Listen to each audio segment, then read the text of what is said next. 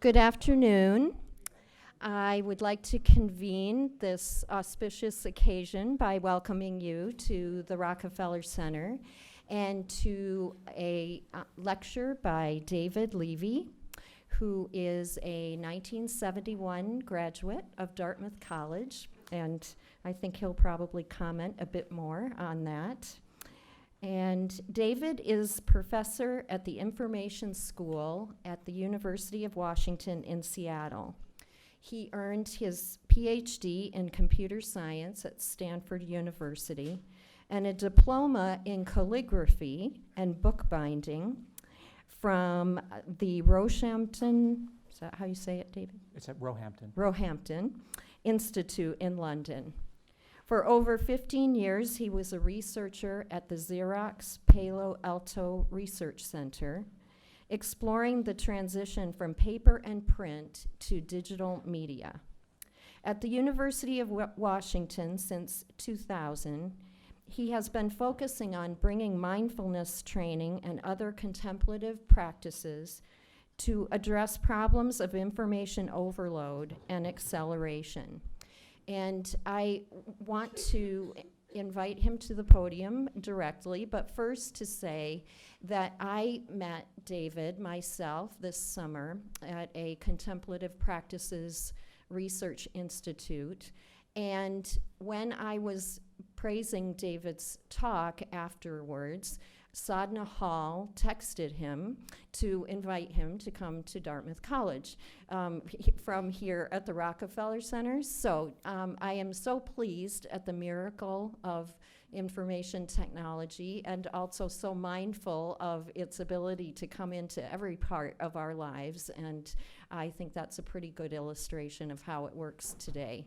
So please join me in welcoming David Levy back to his home place of Dartmouth College. Thank you, Helen. Thank you, Helen. And is my mic on? Are you able to hear me fine? Let's see if this one is off. Good, excellent. So, as I've been saying for the last 2 days, I am so delighted to be here. This is the first time since I graduated that I have come to Dartmouth in a professional capacity. My niece, Sarah Leonard, graduated from Dartmouth this June. And so for the first time in more than 30 years, I came back to Hanover, which was a very exceptional thing to do. And it's really a delight to be here. I said to one or two people that when it's been raining today, I remember the smell of Hanover and Dartmouth in the rain. That it's funny how memory is what it's like.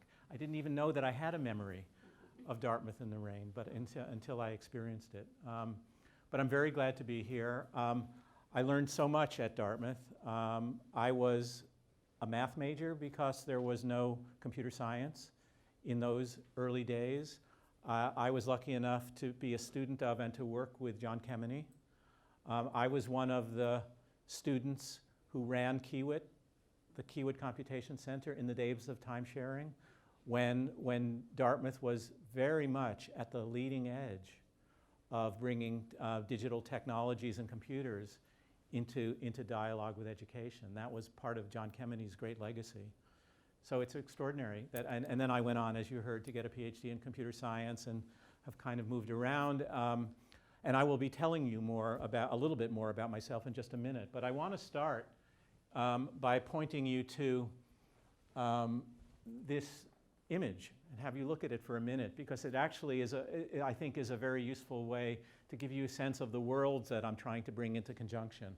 So it's an advertisement for an IBM ThinkPad. And it shows a man in a business suit sitting with his laptop, right? Where is he sitting? He's sitting in the stacks of a library, right? And if you look at the ad copy, it says, "in deep halcyon repose," and it gives the dictionary definition of halcyon as peaceful. And you may not be able to read it, but there in the corner it says, "where do you do your best thinking?" So it's interesting to have this juxtaposition of images. We have the physical place of the library we have the symbolic significance of the library, which I think in our culture is one of the places that still holds a sense of the contemplative. And then we have the new technologies, powerful, important, connected to acceleration, novelty, and many other things, right? And at least in the mind of the advertisers, a useful juxtaposition of two things, hoping that these two things can actually, in a sense, balance each other out.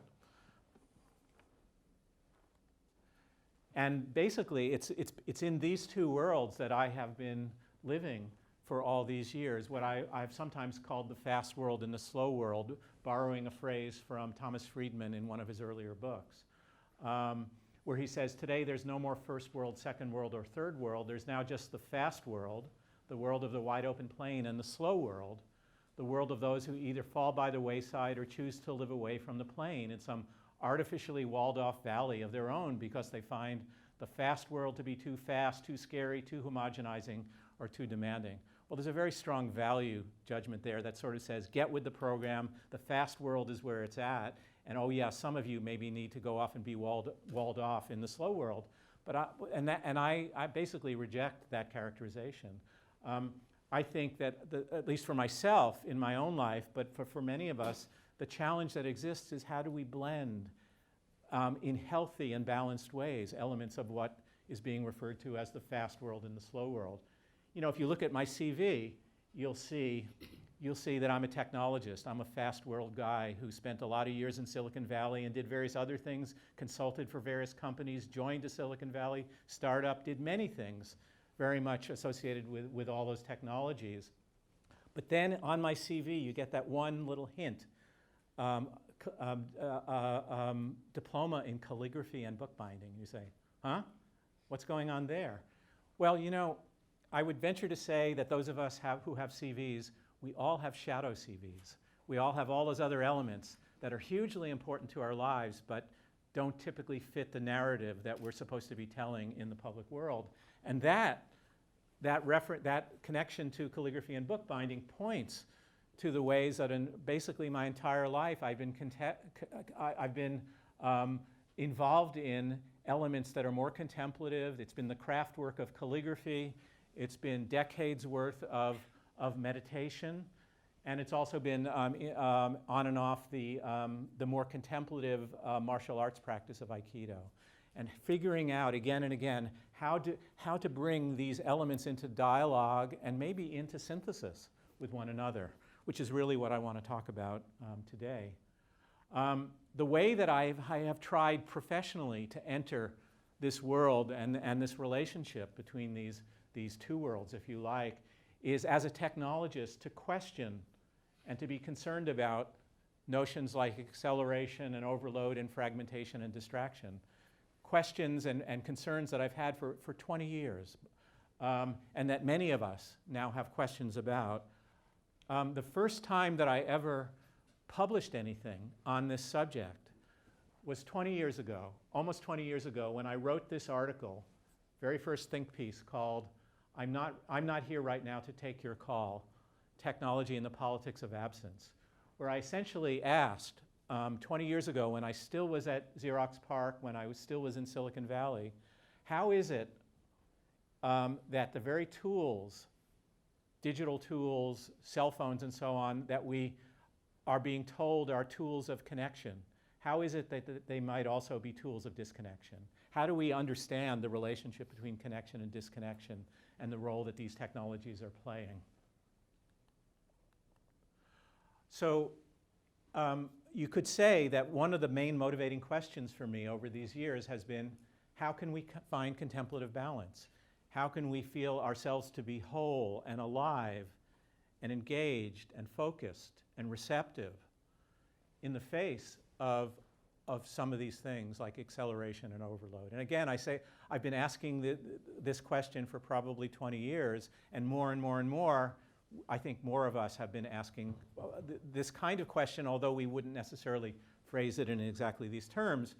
But as a technologist, the second question that comes along is, well, then how can we use our digital tools in ways that promote this balance? These tools are powerful. These tools are not going away. We're only going to have more of them. We're still figuring out how to use them. But is it enough to use them in accelerated, overloaded ways? Or is there a way to understand how to use them in order to bring us to greater balance? So the place I want to start in investigating this is taking you into some of the initial questioning that I did beginning 12 years ago when I moved from the University of Washington to, when I moved from Xerox Palo Alto Research Center to the University of Washington to take my first academic job. And I was amazed by how overloaded I felt once I became an academic. And I started, and the question that I posed myself is the following. We have arguably the most remarkable tools for scholarship and learning the world has ever known. How is it we seem to have less time to think than ever before? What I was concerned about, what I began to feel, and I've been giving talks about this for the last 12 years all over the country, and nobody has contradicted me, but some of you might be the first to do that. What I have felt is that universities, colleges and universities are not places that privilege reading and writing and thinking, at least in the ways that I once experienced it. So is there some relationship between what's going on with the technologies and the loss of time to think? And I want to give you very, very briefly my answer to this question. I've given entire talks about this. I've written at length about it, but I'm going to give you in a few slides my understanding of the answer to this question. My answer is that it's not about the technologies. It's about the Industrial Revolution and our understanding of what constitutes the so-called good life. That since the Industrial Revolution, we've had a philosophy which you might call more, faster, better, which is the belief that fundamentally what we are here to do is to accelerate production and consumption. That our economy, you can think of the economy as almost a machine that is mining raw materials, manufacturing them, distributing them, and selling them. And the same is true for our information goods as well as for our material goods. And that for more than 100 years, we have been trying to crank the economic machine very consciously and intentionally faster and faster.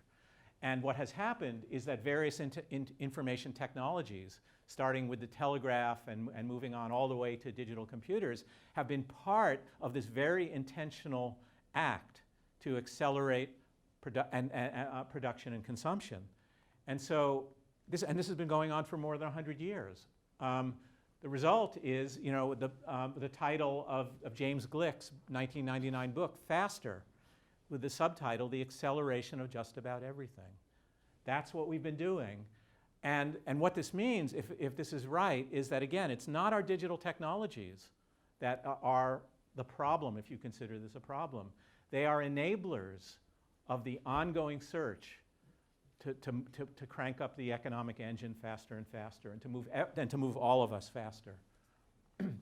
I love this quote from Norwegian anthropologist Thomas Eriksson, who wrote a book in 2001, where he talks about the difference between fast time and slow time. And he says, when fast and slow time meet, fast time wins. This is why one never gets the important things done first, because there's always something else one has to do first. Naturally, we always tend to do the most urgent tasks first. In this way, the slow and long-term activities lose out. In an age when the distinctions between work and leisure are being erased, and efficiency seems to be the only value in economics, politics, and research, this is really bad news for things like thorough, far-sighted work, play, and long-term relationships. And we know this, right? We all know that our long-term relationships and other things lose out when we feel that we are operating in a fast time mode. But the other point to be made is thinking itself is a slow time activity. Thinking is not something that you just schedule on your calendar. I have 10 minutes to figure this out. If you're thinking or reflecting about something serious, you need an expansive and open and receptive period of time. And in a sense, we all know that, right? So thinking, I believe, is one of the victims of our more, faster, better life, because thinking simply does not fit into a production model. It can't be scheduled. Thinking fundamentally is not something you make more efficient. It is something you engage, you sink into, you engage with.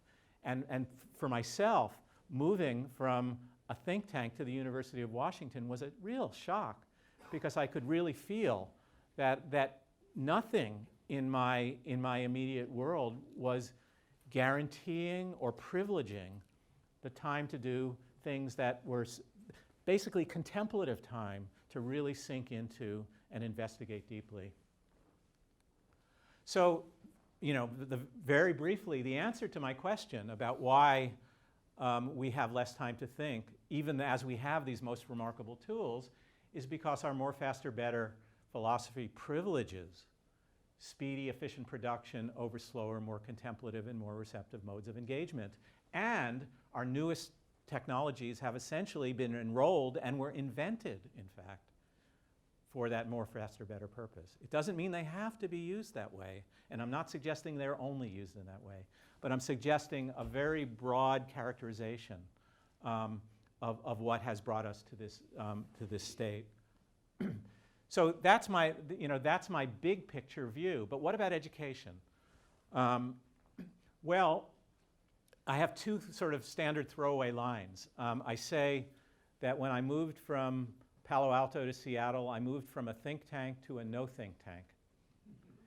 And the other line is that universities today are no more places to think than hospitals are places to get well, which I think is actually a slightly more subtle and less, slightly more subtle way to say it, because people do get well in hospitals, right? And people do think in universities. I'm not saying literally no thinking, but now with what we know about health and healing, we wouldn't design hospitals the way we design them. And I think we wouldn't actually design our current curricula and our institutions today of higher learning if we really still felt that they were places where we were trying to cultivate real thinking. And I'm hoping we're going to have that conversation here and see if you agree with me or not. But the next point is, in those first couple of years when I felt so frustrated and angry and upset and thought, oh my God, I made a wrong turn. How did I end up here? I would say, shouldn't universities be leading the culture rather than following it?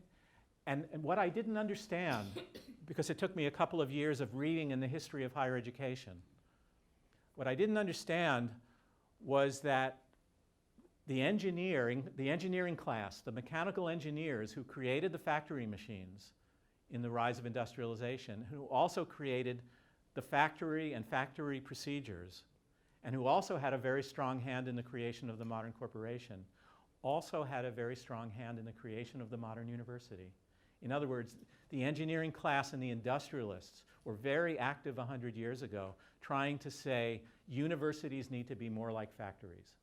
And I mean, that's a much longer conversation. Let me just give you a hint of that. The smoking gun document is from 1910. Do you actually know this document? It's the Carnegie Foundation for the Advancement of Teaching, 3 or 4 years into its existence, wants to commission. Basically, the industrialists sitting on the board are saying, so you're developing these kind of modern universities. Well, you need to learn from what we're learning about efficiency and efficient production in the factory world.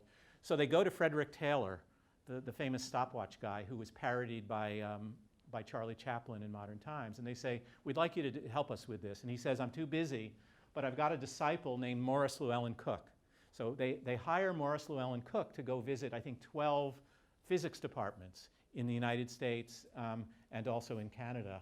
And he writes this report called Academic and Industrial Efficiency, which is a remarkable document. I mean, it's kind of wonderful and beautiful at the same time that I'm very upset by it. To see its things being spelled out so clearly. And so you've probably read this already, but I'll read it out loud anyway. There's a whole chapter in this report called The College Teacher as Producer.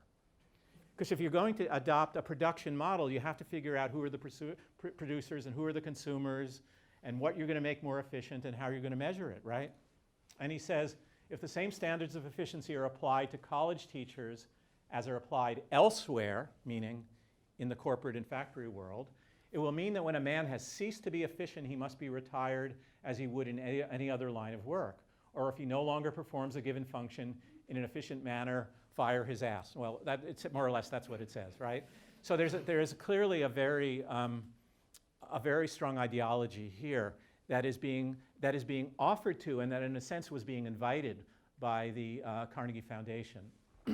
By the way, exactly this time, there are people pushing back against this. And a remarkable piece in the Atlantic Monthly called Educational Efficiency. It's at times very sarcastic. I wish I had the time to show you more of it. And he says, "We will gladly see gardeners and janitors, bookkeepers and others who carry on the true business machinery of the university caused to labor under conditions of the least waste and the greatest efficiency." And this is where he seems to thunder out from the page. "But never with equanimity can we grant that there exists a parallel, an analogy between the processes of turning out steel rails and those of turning out men of the widely diversified capacities of our AB degree holders." And by the way, if you look at this primary source literature of that time, there's a lot of analogies being made, not just between factories, but between the railroad system and all of that. And so the fight that is in some sense been going on for 100 years really began all of 100 years ago. But I would point out to you that all of this has been going on not just in higher education, but in the lower grades as well. And it's continuing today as our more, faster, better attitude is circling the globe and being pushed earlier and earlier into the human life cycle. So over the last decade, there has been a movement in primary schools in the United States to eliminate recess, because recess is not productive time. Our mission is in preparing young people to compete in a global society, and they're not going to have time for recess, right? Or, even more striking is this 2009 report, Crisis in the Kindergarten, that is reporting that free playtime is being eliminated in kindergarten to make more time for preparation for standardized testing in first grade, right? So what I've tried to paint in these first 15 minutes or so, or 20 minutes, is what I have been trying to construct and reconstruct as I've been staggering around and all this, saying, wait a minute, what's going on here? And I think it's actually, I'm sure that it's much more complex than this first version, but I think it's clear that what we see is a particular attitude toward life that is intensifying, globalizing, and being pushed earlier and earlier into the human life cycle, right? It's non-contemplative, it's non-thinking, it's about how do we operate in this kind of economy. I don't for a minute want to suggest that there's no value in more, faster, better. I'm not saying that's simply that's a wrong-headed notion, but I think when it becomes a totalizing idea that isn't balanced by other dimensions of our humanity, that's where the problem exists. And I believe that the intensification is only continuing, and that our digital tools have largely been enrolled in that project. Now, as it happens, there is another movement. There's kind of a counter movement that I'm aware of and that I'm a participant in, which is the movement to bring contemplative practices and perspectives into education. Many of us who are aware of this may think of it as, well, that's Buddhism and Hinduism and so on coming in. And maybe you have a feeling about that, positive or negative. But what's really interesting is that it turns out that if you go back to the roots of Greek philosophy and education, as the very eminent French philosopher Pierre Hadot has been able to demonstrate in multiple books, that the early Greek philosophers were actually heads of schools that were trying to teach more contemplative, reflective, and concentrative practices, including meditations on death and working with the breath and attention to the present moment. And the reason I say that, I think that's politically valuable and interesting to us, because we in the US, in various ways, shallow and deep, salute Greece and Rome as the birthplace of Western education. And so we can, I think, legitimately argue that a lot of these practices are intrinsic to Western education as much as they are coming around the bend, around the globe, from other traditions as well. And we can actually claim that, in a sense, that the Greek and Roman traditions that we've inherited are more or less secular. I'm also very involved in an organization called the Association for Contemplative Mind in Higher Education, which is having its annual meeting at Amherst College this weekend. In fact, I'm going tomorrow directly from here to Amherst, and there are 400 or 500 faculty from all over the country in all disciplines who are part of this organization and who are working together to try to figure out how we can bring contemplative and reflective practices more fully into the classroom. So what I want to suggest is that where we are now is at the confluence of several different vectors. We have the vast intensification of more, faster, better.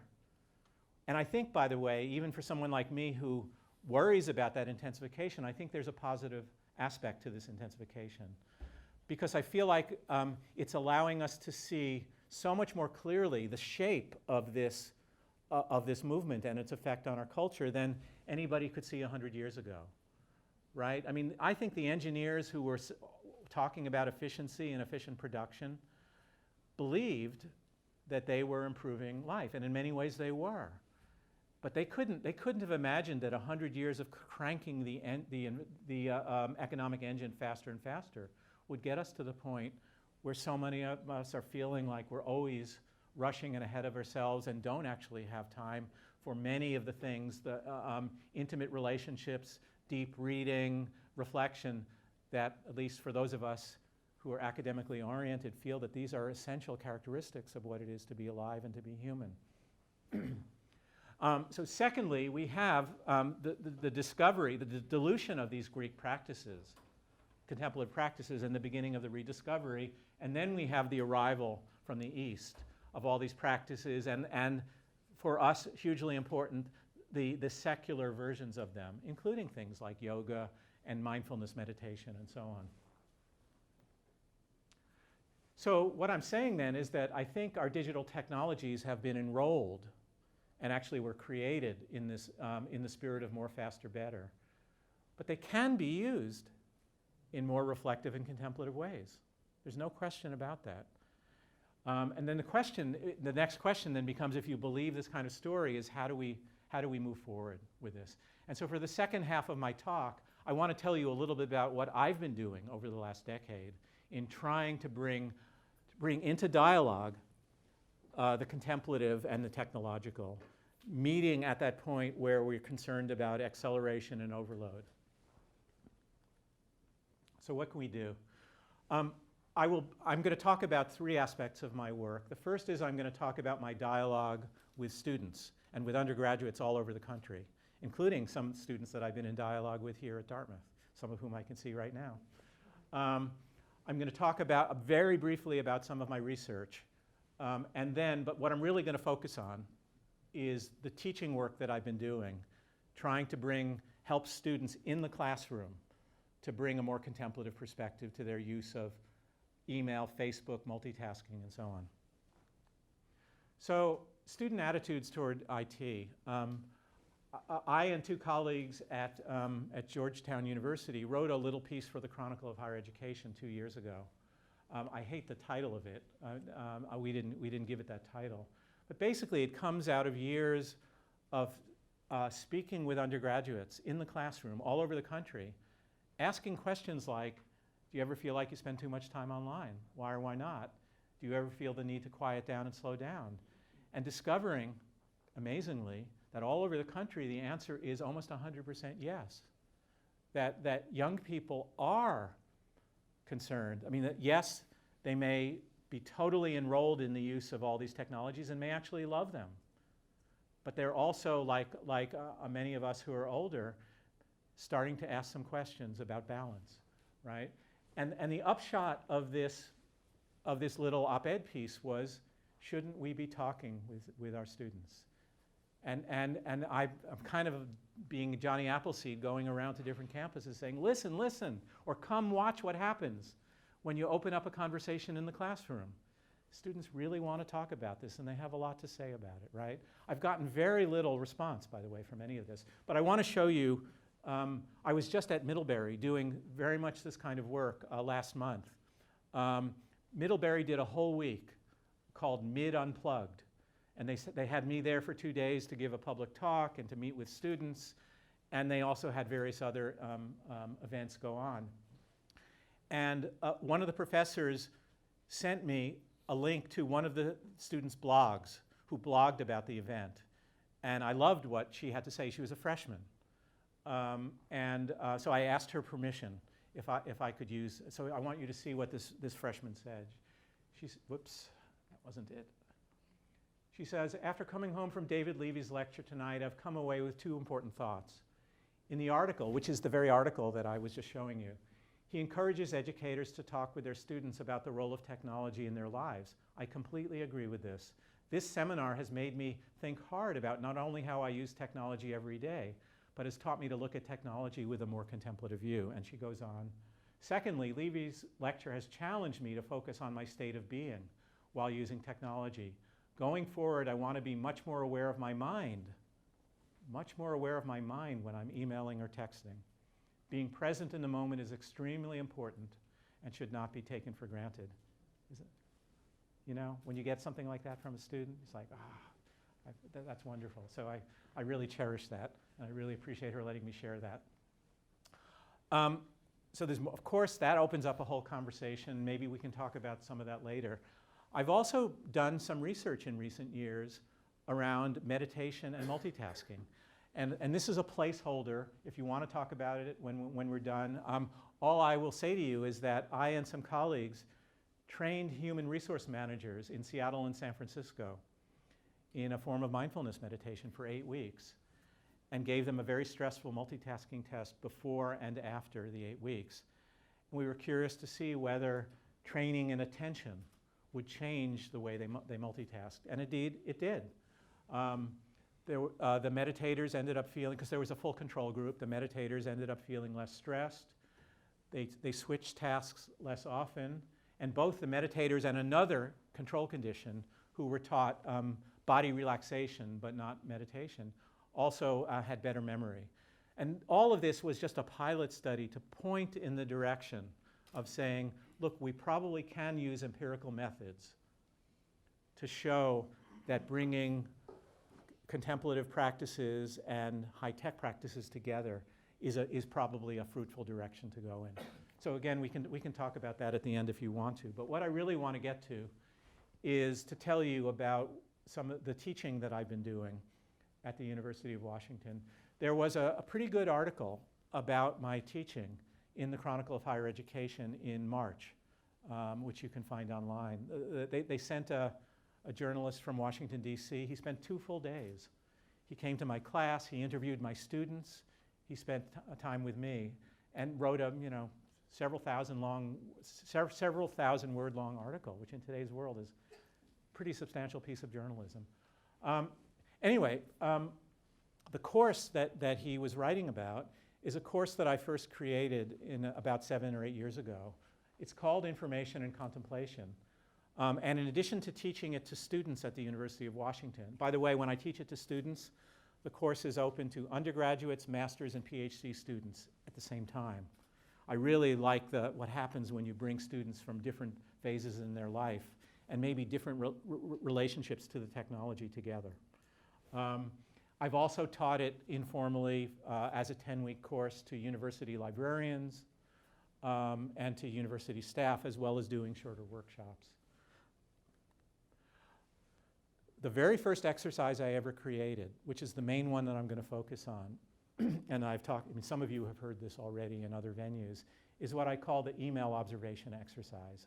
So just taking you through this, I think will give you some concrete sense of how I'm trying to bring the contemplative and the technological together. What I do in this first assignment is I say, over the course of the next week, I want you to observe yourself as you do email. And I choose email because it's the only technology practice that I can be assured that every student has access to, because not everybody's on Facebook and not everybody's on Twitter.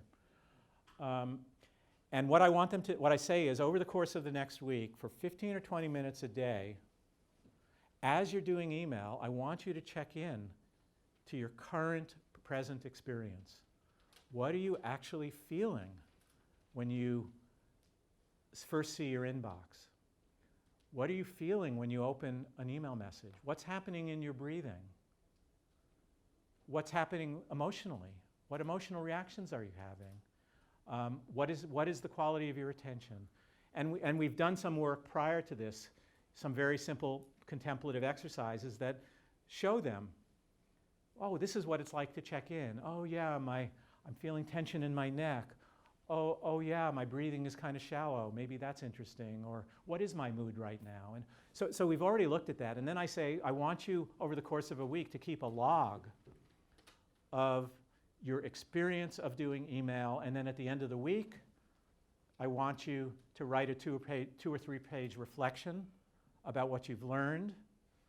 And then I also want you, based on what you've been seeing, to write up some personal guidelines that don't have to work for anyone, that don't have to work for anybody but you. So now I'm going to show you some of the things that students write in response to this, right? The first thing is that almost everybody is surprised. Again and again I hear that they're really surprised that this exercise tells them anything at all, right? On the face of it, you know, how do you feel when you're doing email? Well, I don't know. I mean, I feel okay. What? You know, what are you asking? But when you actually do it, you discover a lot. As one student said, this exercise taught me much more than I expected to learn from it. Like what? Well, one of the most regular discoveries is how emotional email is. I mean, how very, very emotional it is most of the time when we're on email. I have a very negative relationship with email. I'm surprised. Notice that this second one, this is a woman going for by the way, these are students who are going into careers in IT.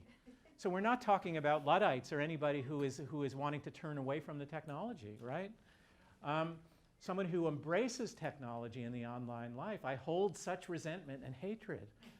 They speak with a lot of strength about the emotion of it all of it. I ask them, well, why can you notice why you check email?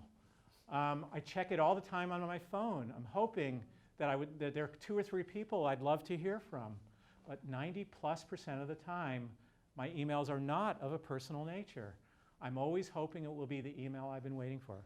Who among us can't relate to that, right? There is continually that pull. Oh, this time it's going to be something wonderful, right? But most of the time it's like, oh no, it's just the more work or whatever, right? Or this one. Another student, I most often felt the urge when I'd rather be doing something else.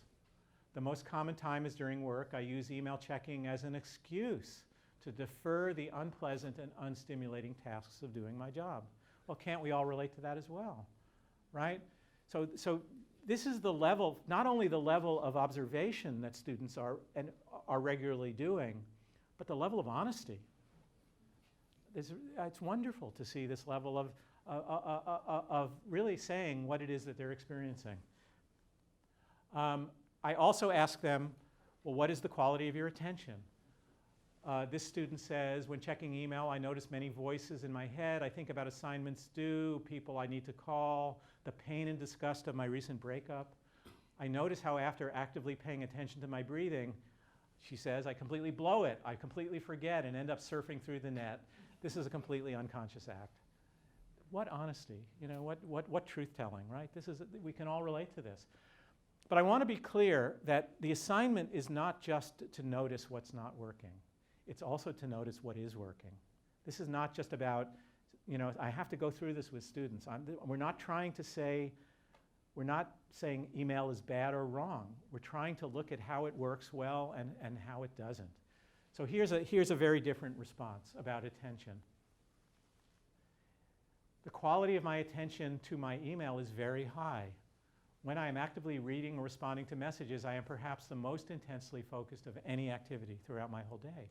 So here's a student if I were working with this student on this point, I'd say, well, isn't that interesting? So you have a very high quality of attention at those times. What can you learn about that? Is that something that you can bring into other aspects of your day or your life? What is it that makes the email work in that way for you? Then I have, the next step is people write up personal guidelines, which can be anything they want. Don't let stress rule my emotions while checking email. Become more mindful of my posture and breathing. Take a one-day email fast each week. Do not check email on phone while walking. We've all seen the YouTube video of the person walking into the fountain while they're looking at their smartphone and so on. But again, I want to stress, and this is a very important part of this as a pedagogical process, that this is being done in a class with a group of students. And everybody has a different perspective. This is not about, here are the 3 rules of email that everybody should obey. This is also not about wagging your finger and saying, you're on email too much, or you've got a problem. It's giving students the actual tools of self-observation and mindfulness in an atmosphere, in a trusting, open atmosphere, so that everybody basically feels free to say what is true for them, and everybody else in the class is learning to see, oh, that person actually is very different than I am. So there is a growing acceptance and room for diversity of perspectives, which, by the way, for me, politically, in the larger view of how all of this fits into my work, I'm so tired of the black and white distinctions we tend to make about the digital technologies. The internet is making us smart. No, the internet is making us stupid.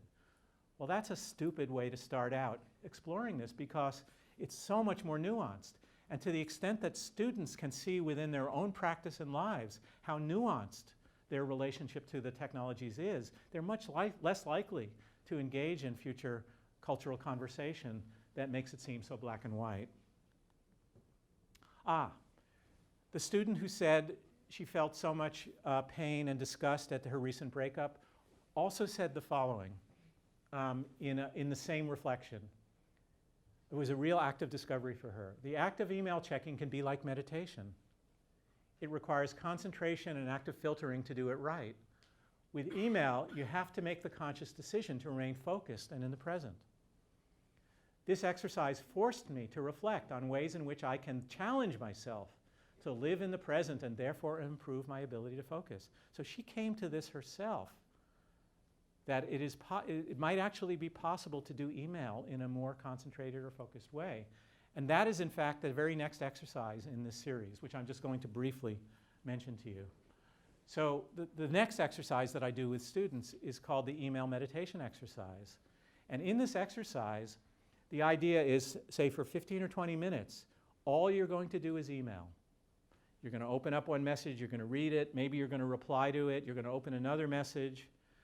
Of course, what's going to happen during that time for most of us is you're going to feel the pull. Maybe I should check Facebook. Oh, there's that YouTube video I haven't watched or something. The goal in this exercise is to be able to notice the temptation to have the mind stray, but see if you can catch it and come back. And if you can't catch it, if you end up watching a YouTube video and then suddenly you remember, oh, wait a minute, I was supposed to be doing email, then you just gently bring yourself back. And this is a parallel to a very basic mindfulness exercise that we start the class with, which is pay attention to your breathing, focus on your breathing. Every time your mind gets distracted by something else, bring it back to the breath. Bring it back to the breath, bring it back to the breath. So this is bring it back to your email, bring it back to your email. Notice, by the way, that in both of these exercises, really what I'm doing is I'm using the technologies themselves as tools for observation and reflection that can lead to insights like the one that this student made, but leaving room for every student to come to their own insights. I'll just briefly mention that there are 2 more exercises in this thread. The first 2 were observing email or Facebook. I sometimes now do Facebook. And then the email meditation, which I sometimes call focused monotasking. But the next 2 exercises involve multitasking, which from the point of view of mindfulness and attention are an even more challenging thing to be mindful of, right? Because multitasking is about moving your attention around between lots of different things. So the first exercise we do is we observe our own multitasking behavior. And because that's difficult to do, I have students download some software. In case you're interested, it's called Camtasia, and it's by TechSmith. And it allows them to record what's going on their computer. It allows them to turn on their webcam if they want to, and so they can also see their face while they're multitasking. And it also will record ambient sound, so you can hear knocks on the door or conversation. And so they actually record several sessions of themselves multitasking, and then have to go almost like a researcher, but they're researching themselves. Observe, spend time going back and back, looking at this essentially video of their own multitasking behavior, where I'm asking them to notice the choice points. When did you switch? Why did you switch? When didn't you switch, although you could have, and why not? And I ask them to reconstruct their multitasking strategy in the same spirit, in the same non-judgmental spirit. None of this is inherently good or bad. It's just what is true for you.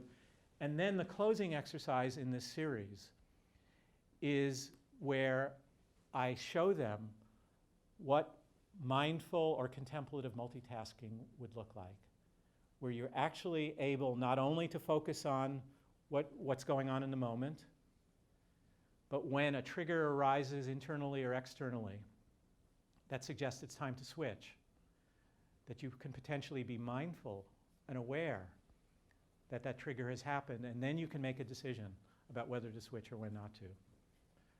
So there you have, these are, there are more exercises. The next one I do after this, whoops, I keep turning this off, is I do an exercise in mindful unplugging, where students are asked for approximately 24 hours to let go of one or more of their regular practices and then to write about that. So this should give you a feeling for some of the ways that I'm really trying to bring mindful awareness into juxtaposition with the technologies.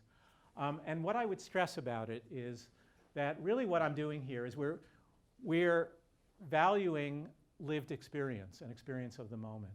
We're so used to rushing ahead, or even when, like if we've opened a browser and our application is slow to set up, bammo, we're off to something else, right?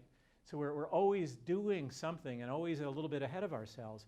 But really what this work is suggesting is slow down inside yourself and pay attention.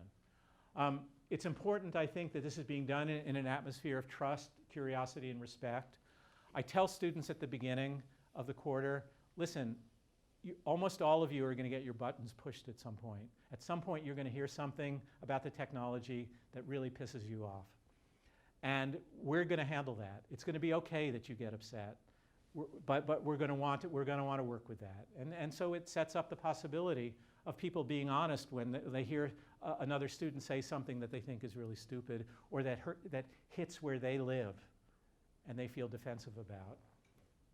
And then, as I was already saying, it's important that all of this is leading toward recognizing the complexity, the psychological, the philosophical, the practical complexity of this global experiment that we're in, and needing to acknowledge and accept that we're not all the same, and that there isn't just one right way to do any of this stuff.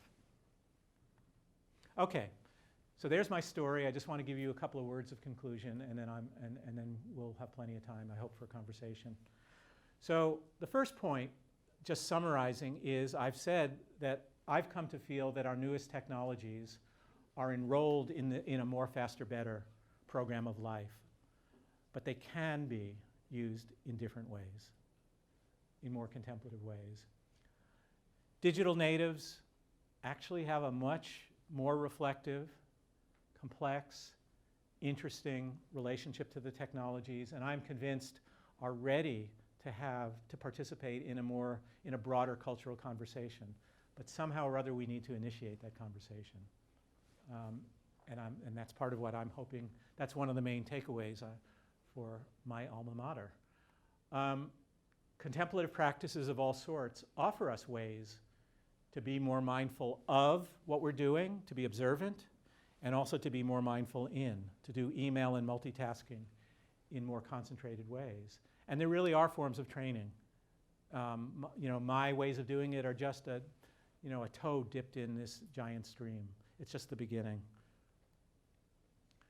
And then I think ultimately we don't need to be simply victims of distraction and overload. We can, through individual practices and ultimately through social and political action as well. But ultimately, I think first and foremost through education. There's a real place for education today to begin to help us figure out what's going on with this giant experiment. And it crosses pretty much all disciplines now, because these technologies are so important for scholarship and learning pretty much everywhere. So I want to end with this. You remember, this is where I started. Here is this ad. I first saw this in the New York Times Magazine, something like 6 or 7 years ago. And I remember being in New York and opening up the magazine and thinking, wow, I know I'm really going to be able to use this. And then a month or two later, I was giving a talk at the University of Washington and showed this. And there was somebody in the audience, one of the librarians at the University of Washington, who said, David, I think that ad was shot at the University of Washington. To which I said, oh no, how could that be? I mean, it had to be like a New York or an LA advertising agency, right? And she said, no, but somebody saw it in the Wall Street Journal and said, that's the East Asia Library at the University of Washington. So we went over there, and the chair was actually still there. I kid you not. And this is not a Photoshop job. This is Joyce Ogburn, the librarian, taking a picture of me and trying to copy that, right? So it's kind of cosmic and funny and weird, and this ad was actually shot at my own institution. And I guess if I want to make something of it, I would just say that the issues that I think I've been talking about are much closer to home than we realize, and we really have a wonderful opportunity to engage with these practices, to bring the contemplative, the reflective, the educational together in more powerful ways with these extraordinary and also extraordinarily challenging technologies. Thank you very much.